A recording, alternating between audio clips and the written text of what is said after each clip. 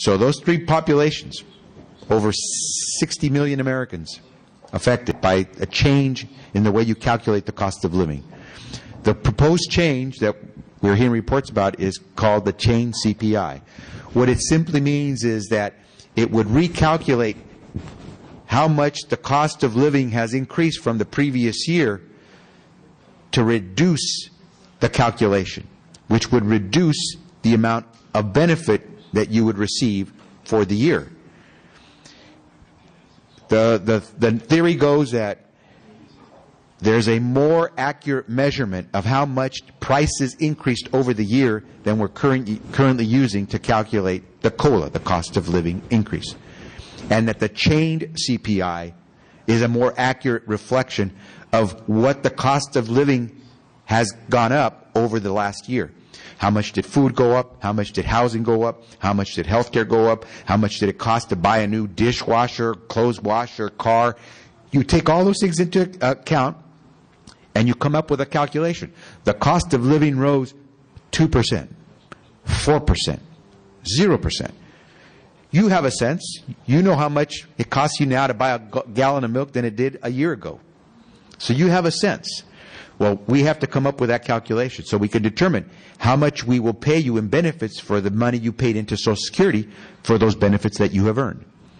I oppose absolutely the chain CPI for calculating Social Security benefits because it is simply a cut in benefits.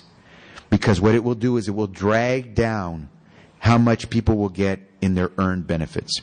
I say that because for most of the people who are on Social Security, people who are aged, people who are disabled, or people who are the survivors of the person who was working in the family, they don't have a lot of choices.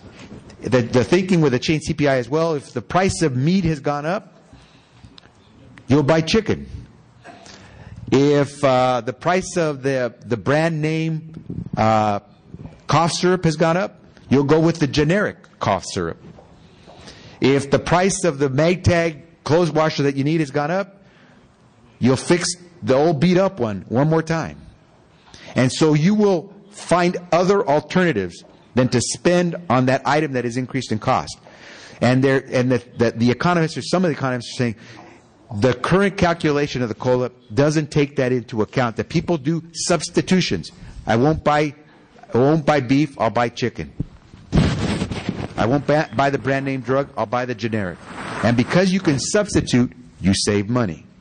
And therefore, the cost of living increase will be less because you're going to the cheaper item. You won't buy the Mercedes, you'll buy the Ford. You know. And so, that's the thinking. Now, if you're a senior and you need health care, you don't say, I got this doctor, his price went up, I'm going to go see someone else. I have to go to the hospital. White Memorial is right down the street. I have to be there right away. No, instead I'll go to Cedars-Sinai on the west side because I hear they're a little cheaper. You can't do that. Your son just gashed his forehead and is bleeding profusely. You're not going to say, let's call to find out which hospital's emergency room costs the least to patch up my son's gash.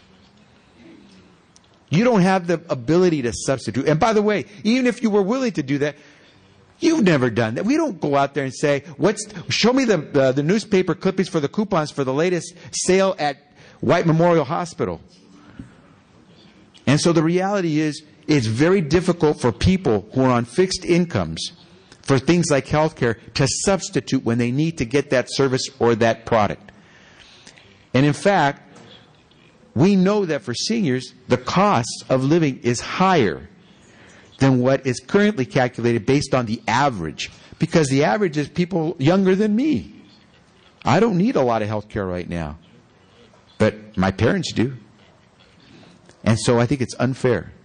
What makes it the worst? What makes it truly unfair? Social Security has never added one penny to the deficits of this nation. That big debt number that you hear, the trillions of dollars that we owe as a nation, not one single penny of the national debt has come from Social Security. So why Social Security should be considered in the mix for discussion on budgets and reducing the deficits and balancing the budgets when Social Security has never once added a penny to those budget deficits, it makes no sense to me. And I cannot support a budget that uses Social Security to balance the books. And so I am very much against that.